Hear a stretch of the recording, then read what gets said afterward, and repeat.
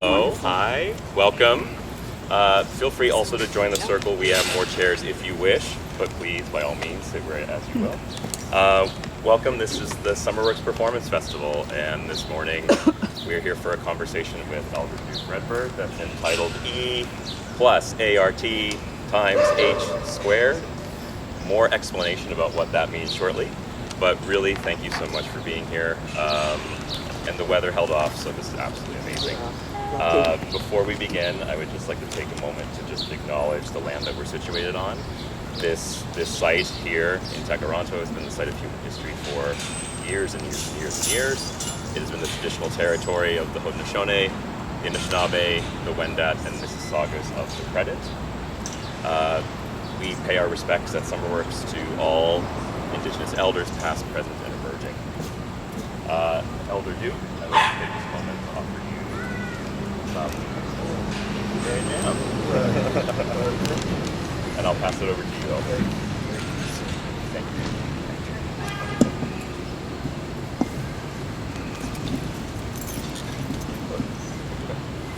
you. I see you have a wonderful audience out here this morning, and this is something new for me. I'm trying out some new technology. I'm always interested in what's come on the market and how it helps.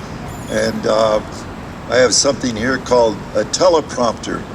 And the reason I have a teleprompter, I'll explain it this way, is that when I was born in 1939, that's just before the Second World War started. By the way, thank you very much for this blueberry jam, because normally or often you've seen elders are offered tobacco. Nowadays, since tobacco has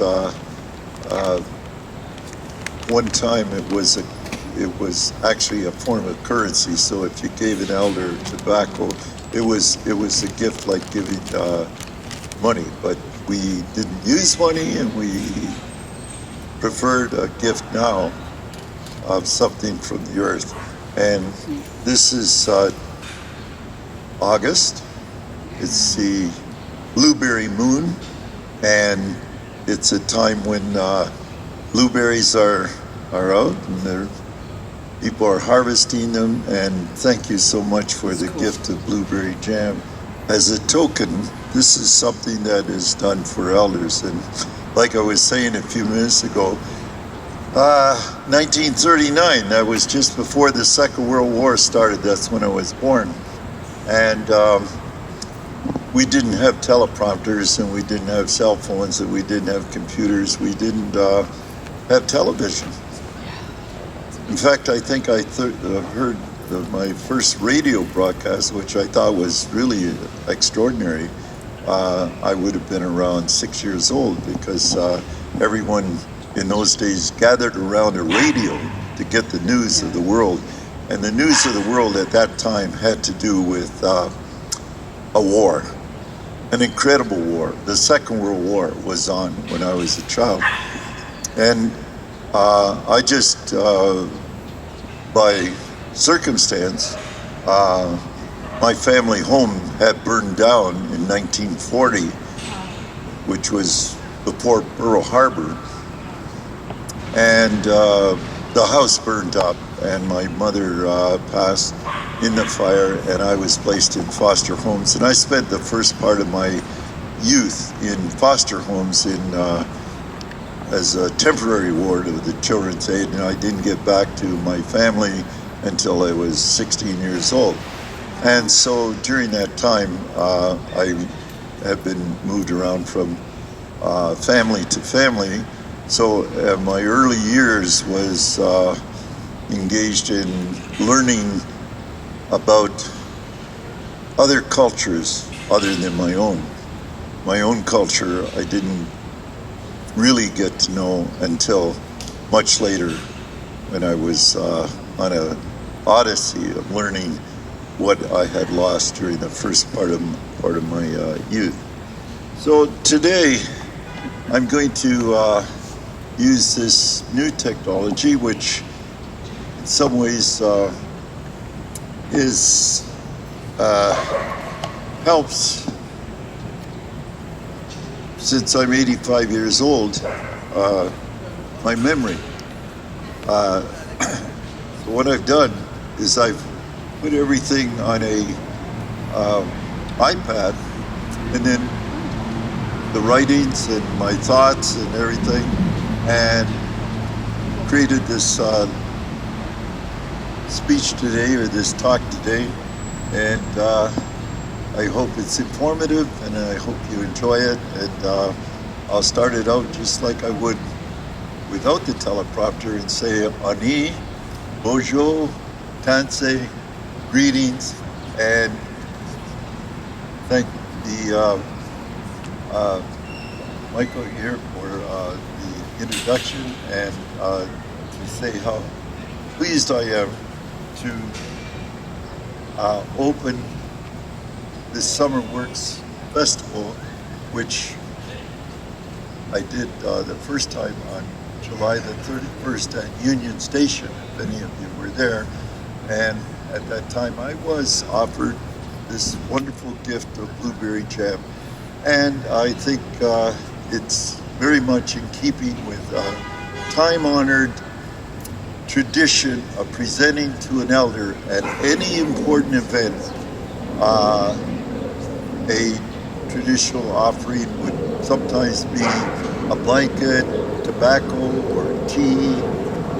When an important visitor came, they were often offered a gift of all three. By the host, a blanket to sit on, by the fire, and tea to drink, and homegrown tobacco to smoke, and the peace pipe that was carried by a pipe carrier.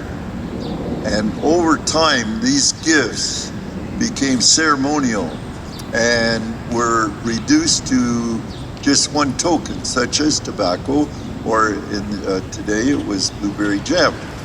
So the tradition of giving that tobacco originally harkens back to a time when the tobacco was difficult to grow and was considered to be a very valuable commodity for trade.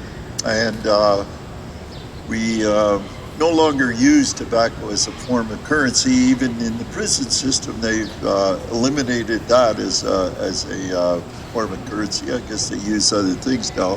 But as elders, we do not want to encourage our children to continue a tradition that has outlived its relevance.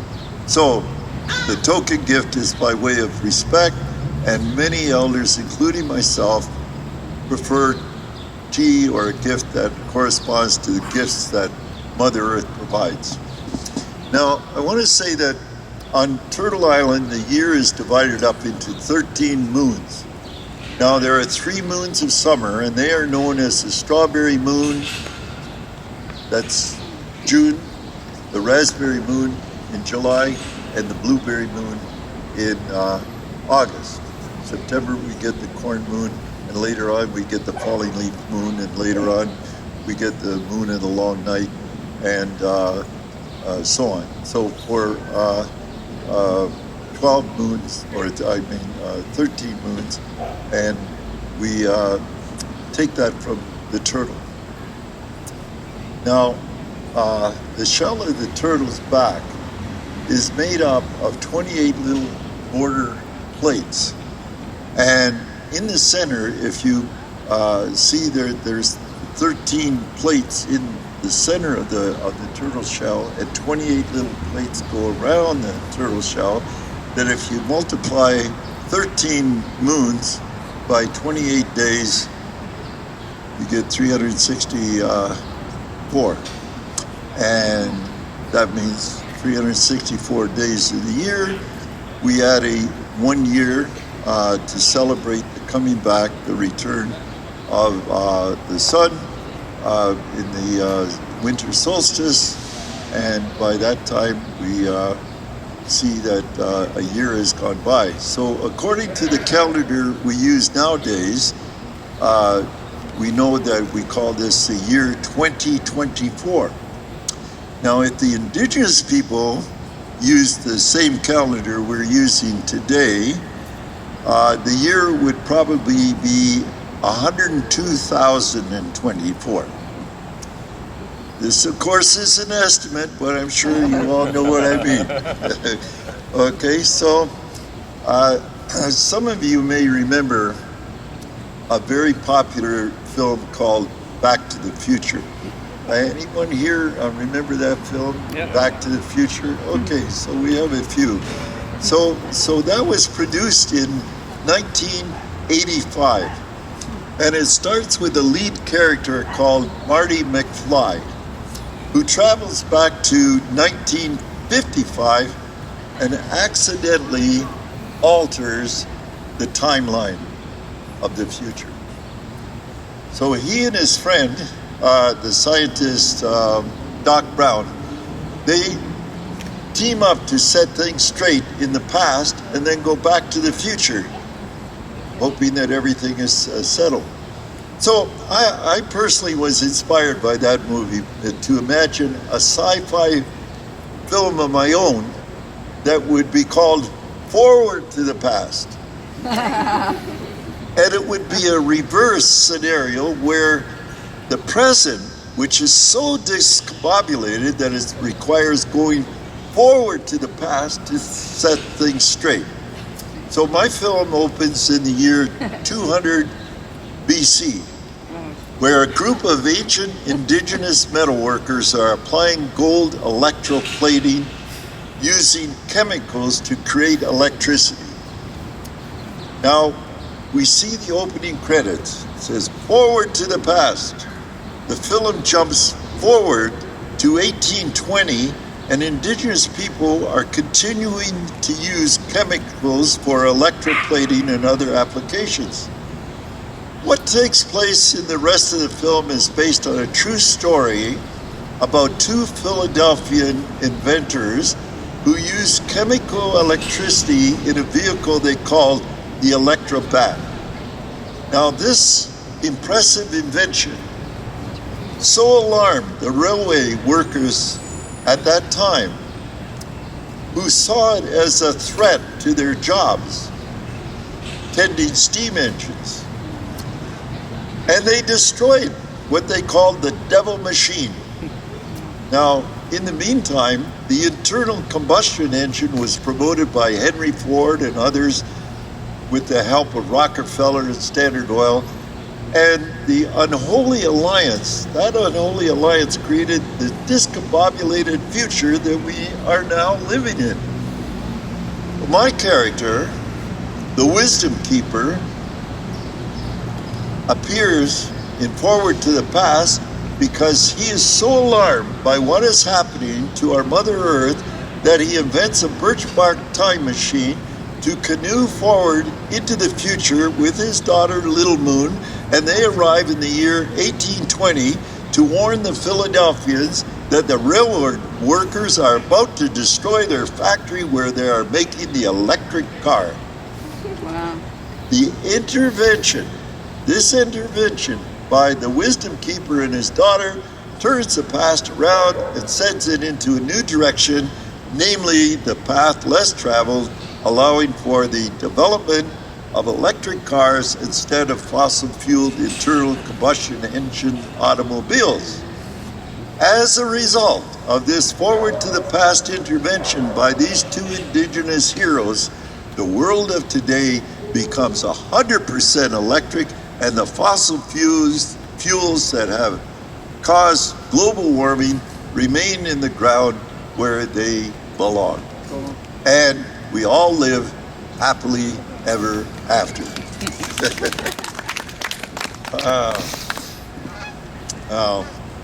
My film is a sci-fi fantasy fairy tale, but had the European settlers understood the indigenous, ingenious technology of chemical-generated electricity and batteries available to them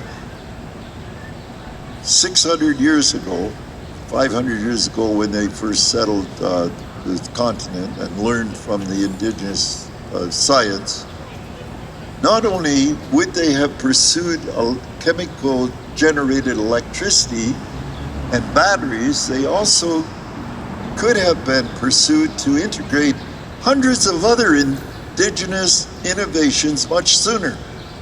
So while my story is science fiction, what I'm going to share with you today is what is possible if we decide to go down another road called and both rather than either or.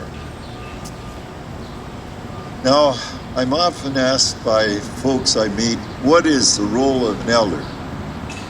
And why are elders so important to the indigenous community? And I explain that the role is very much like the technology that we call artificial intelligence, and is utilized in programs such as ChatGPT and Sora video generator. Sora is the Japanese word for sky, by the way. Now, these programs use algorithms to retrieve information from the cloud.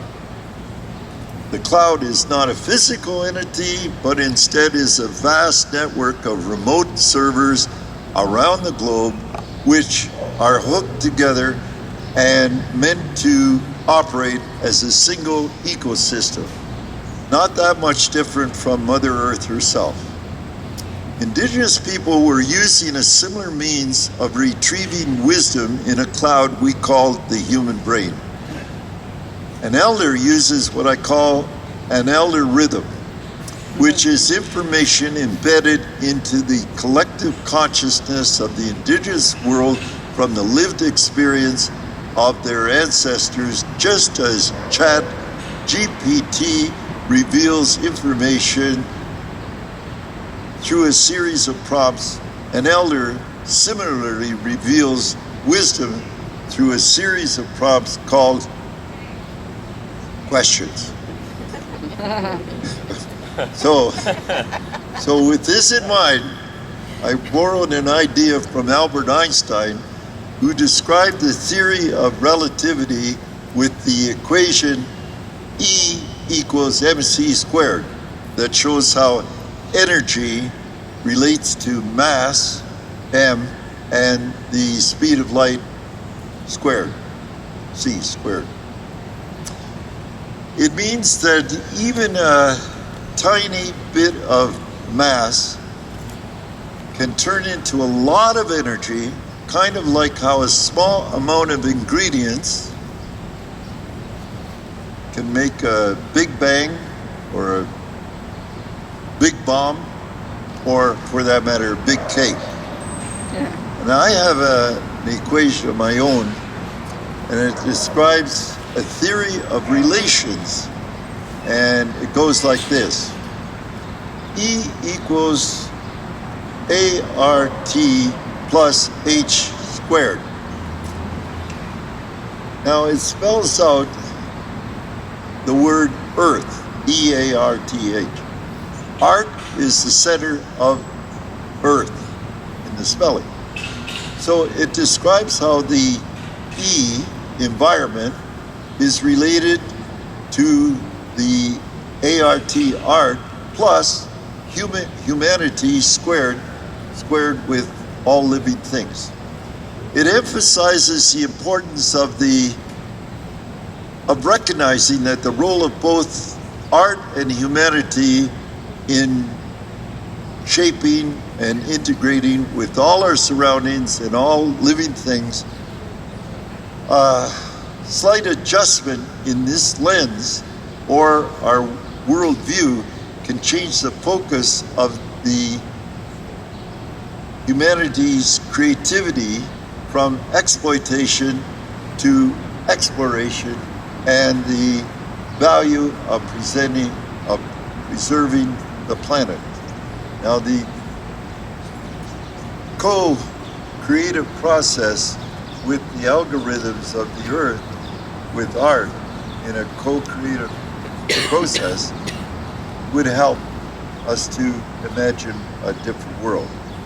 The discovery of algorithms is at an organic level through science opens humanity's sense that can only be described as an experience that we have come to know as beauty, art, and creativity. So environment and art, therefore, are interrelated and need a medium and interpreter to recognize this relationship. Science and technology can be the medium and interpreter, and humanity squared can be the artist able to manifest the higher virtues of being a human being, and through awe, wonder, and gratitude for the miracle that is life, the hope is that in the future society can design architectures inspired by this co-creative process, and that humanity can exist within the awe, wonder, and miracle of life on this planet. So at this time, I'd like to share with you a poem I wrote called Our Mother the Earth, and it goes like this. A great mystery created the universe and manifested a blue geosphere, a radiant planet, the marvelous Earth, the mother who gave us birth, the genesis of all we hold dear. With all the billions of stars in space, only the Earth could create the perfect human birthing place. A little sphere of cosmic dust was the spark of spirit given to us. And in all the years of her existence, with benevolence and generosity, she provided for our subsistence and never needed our assistance.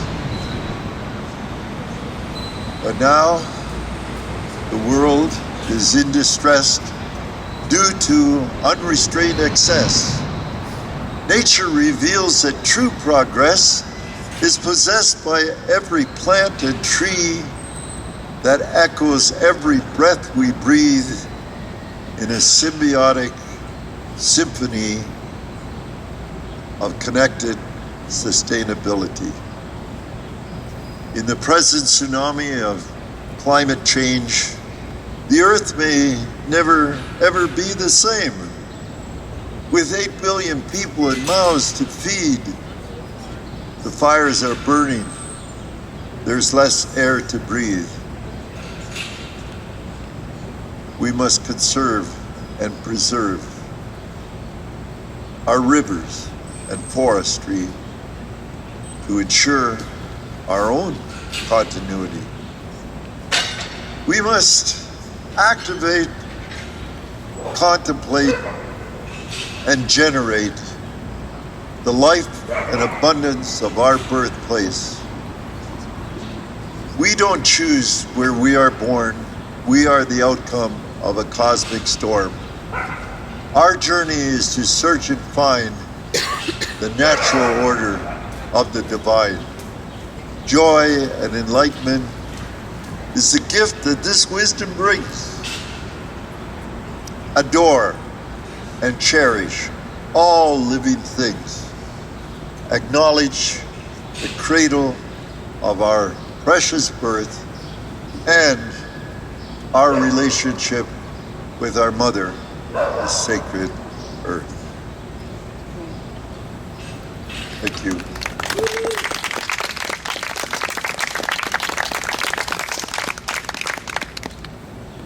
Now, the earth itself has billions of algorithms, constantly functioning within the organic biosphere, processing and creating environments.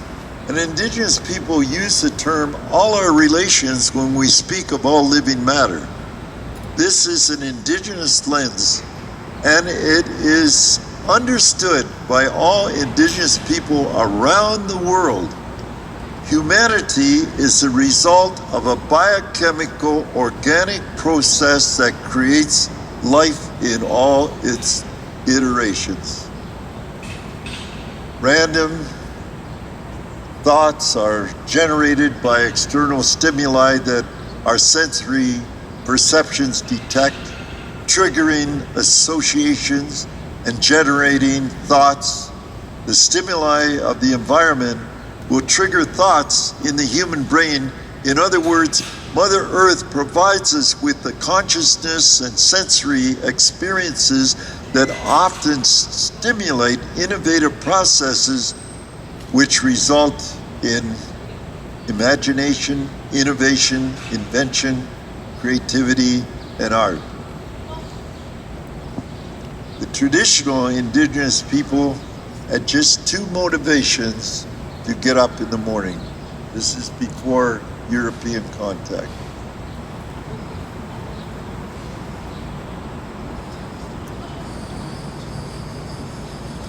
They were self-preservation and romance, which includes family and the arts.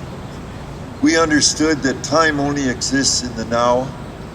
There's a saying that goes, the past is history, the future is a mystery, and this moment is a gift, and that's why we call it the present. Past, present, and future are all manifestations of existence. We engaged Mother Earth as an information platform, which provided us with all the essentials of self-preservation without institutions of power and money.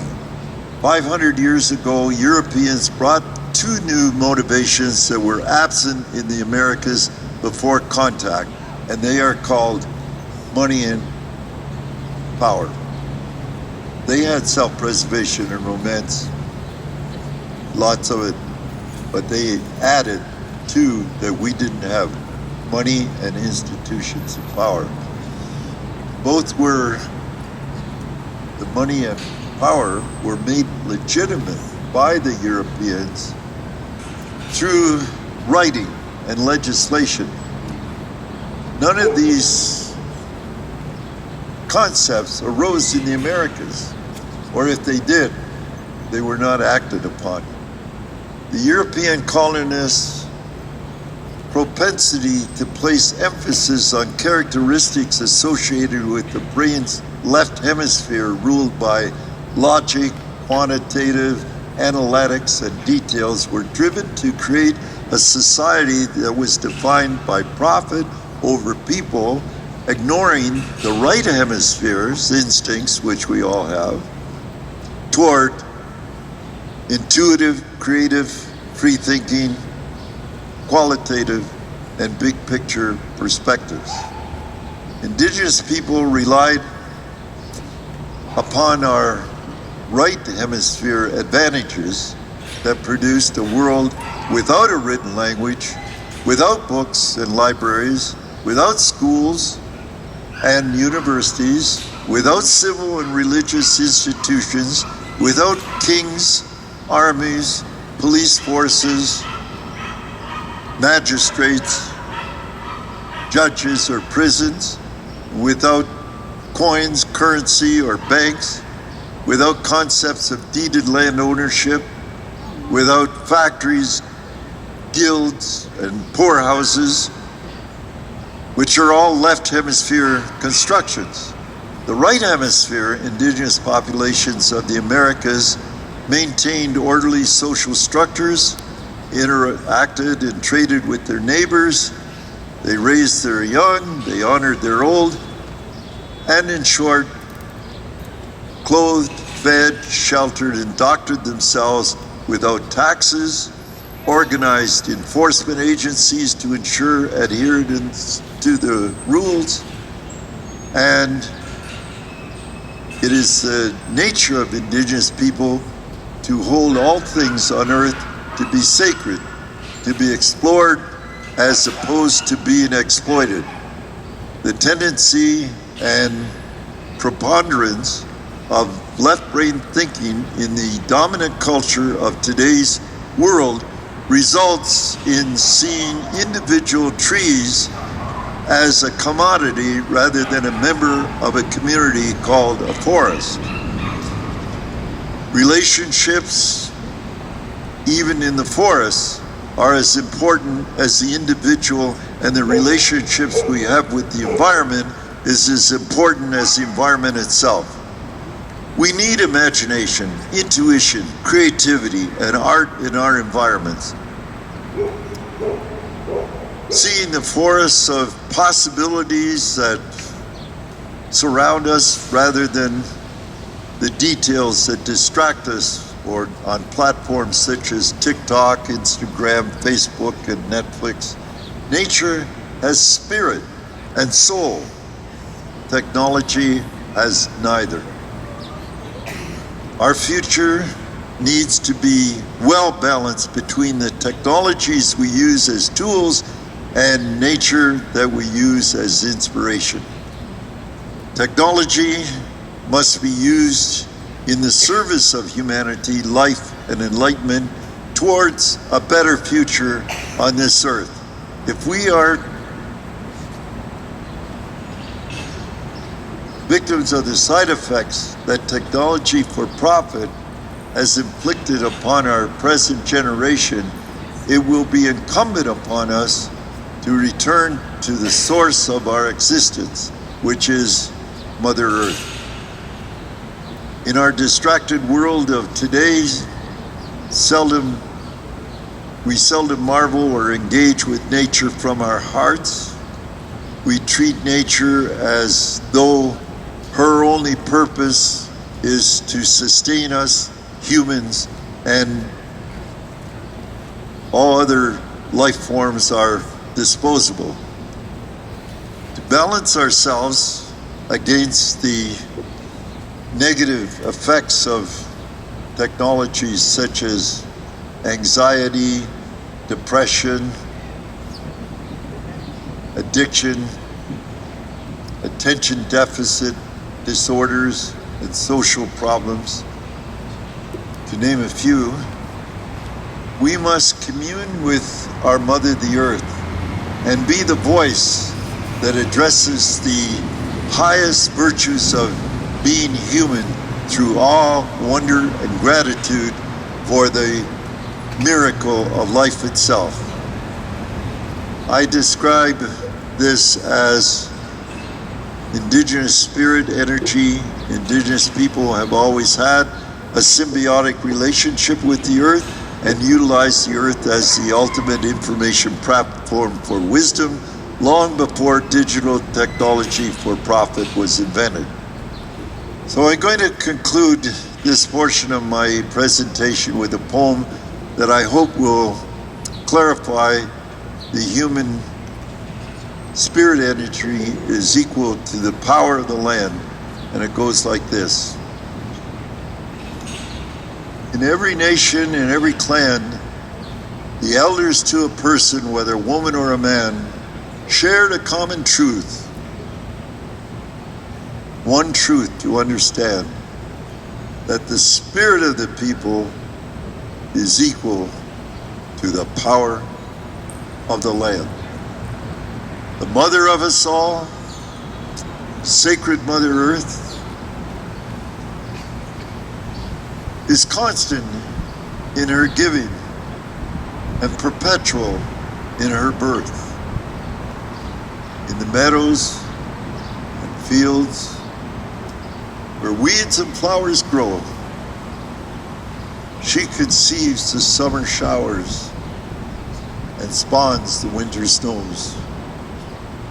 In forests and in mountains, she gives the birds that fly every type of wing, then coaxes the wind to join in harmony when they begin to sing.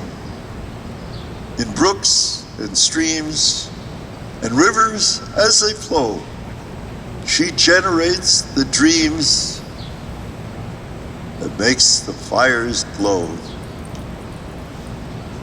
And in every creature, whether large or small, she buries gems of wisdom in them all. And in every grain of sand, she plants the knowledge of the power of the land. And Those that honor her creations and acknowledge her grand design, she gives the templates of the sacred and the patterns of the divine. And then with certain knowledge, this to understand that the spirit of the people is equal to the power of the land. Miigwech.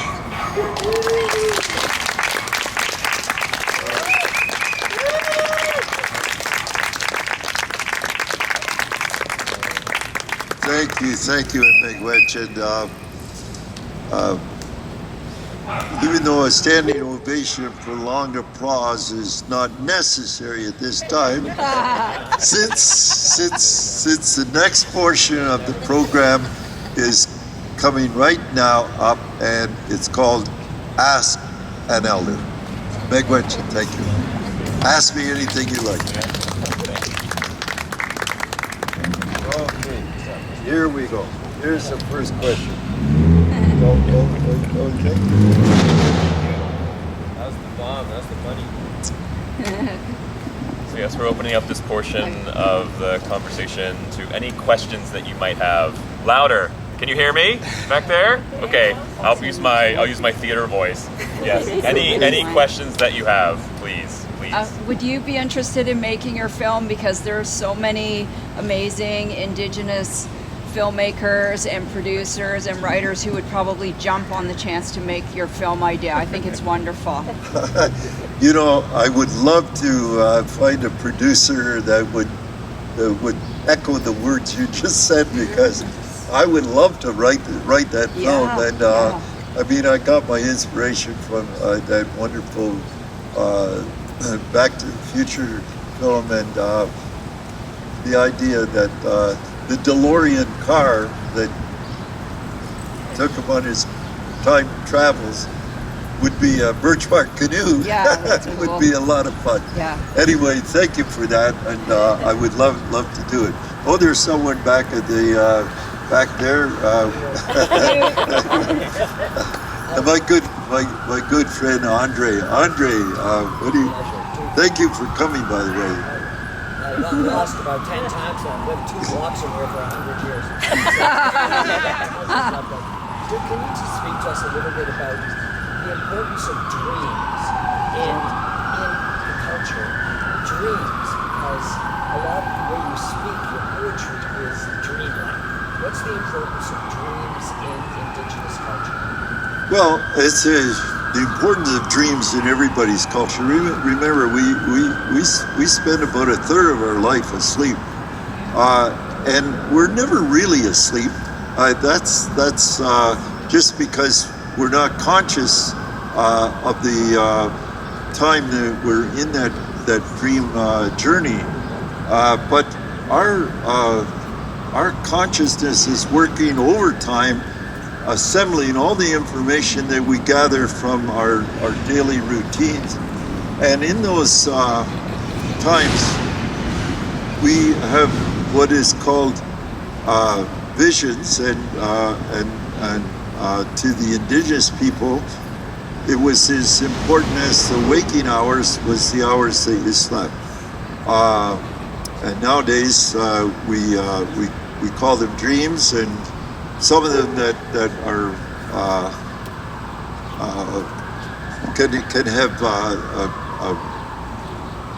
ideas that come up in the dreams that are disturbing, and we call them nightmares.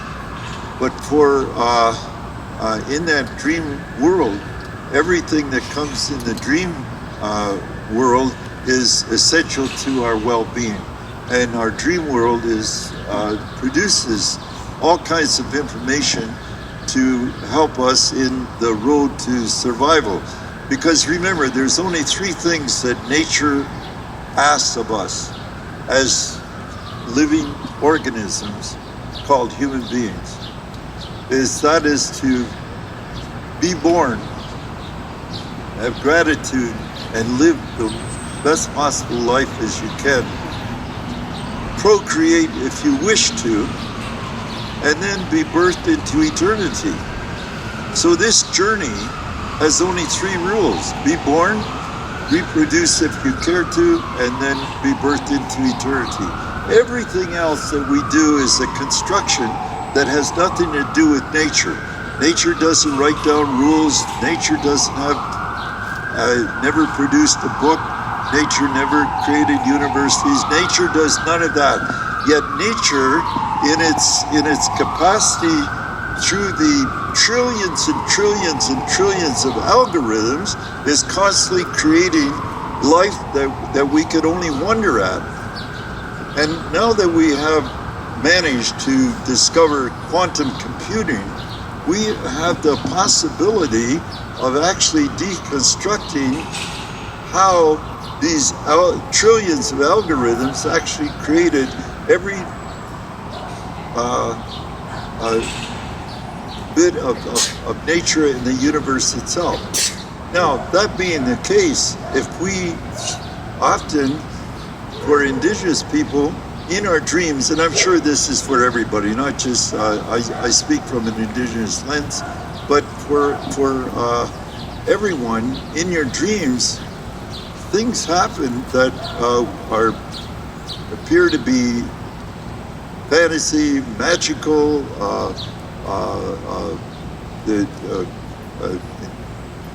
events that you can't really get a handle on in your waking state, but this process is going on all the time, everywhere, and eventually, I think the algorithms, and as we understand them, that nature produced, that we can actually deconstruct how a tree communicates with each other and actually learn the language of that tree as it's talking to that tree.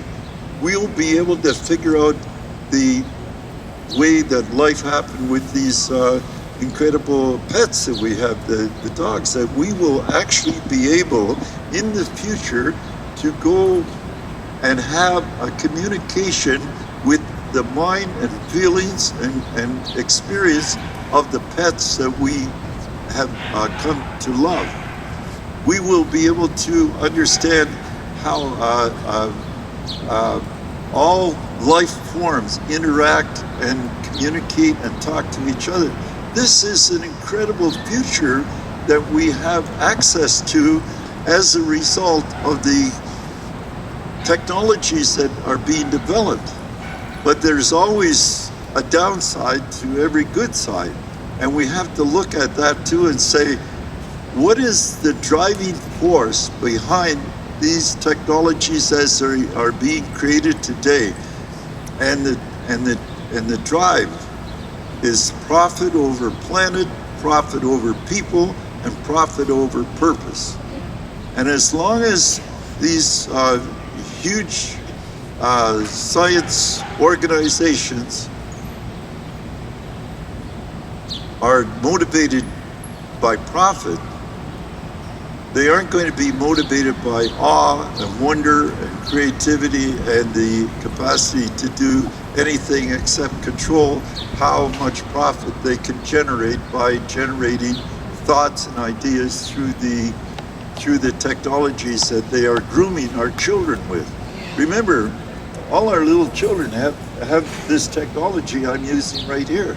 They have it in their hands. They know better than I do how to operate it, obviously, because I have to ask my great-grandchildren how to operate my cell phone. So the thing is that we are allowing the big corporations to guide our children more than we're allowing nature to guide our children. And we need to balance that out. Yes, technology is great. Children need to learn all the A's, B's, and C's of getting along in a technological society. But more than ever, they need to have the awe, wonder, and delight in nature herself, and to understand that right now, as much as this technology appears to be magical, that there's something more magical in a dandelion or a butterfly or a bee or a flower or a tree than any technology that humans have been capable of producing. So that's my message, and I like to get it out. I like to talk to children, and I like to introduce elder rhythms to them, and I wear my t-shirt, and I say, look I'm just like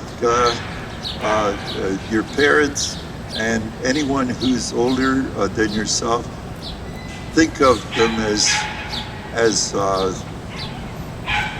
capacity of experience and knowledge, and prompt them along, and be critical, ask questions like you do your machines. And the beauty of an elder rhythm as opposed to a algorithm is an algorithm, when you ask the question, and if the algorithm doesn't have the answer, it just feeds you a lot of nonsense. But an elder rhythm, it doesn't have the answer, just says simply, I don't know. I see our time is up, and I just want to thank you all so very, very much for taking time out of this wonderful holiday that we have, and coming by the park to say hello. So, thank you. Great, thank you.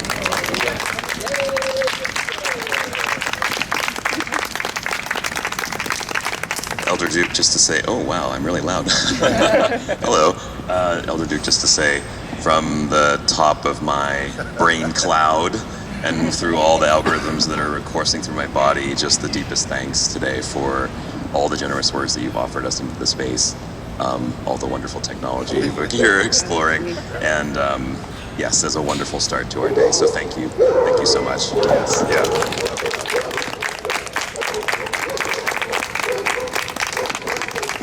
I neglected to introduce myself at the start, so I'm Michael Caldwell. I'm the artistic director of SummerWorks, and Morgan Norwich, the managing director of SummerWorks as well.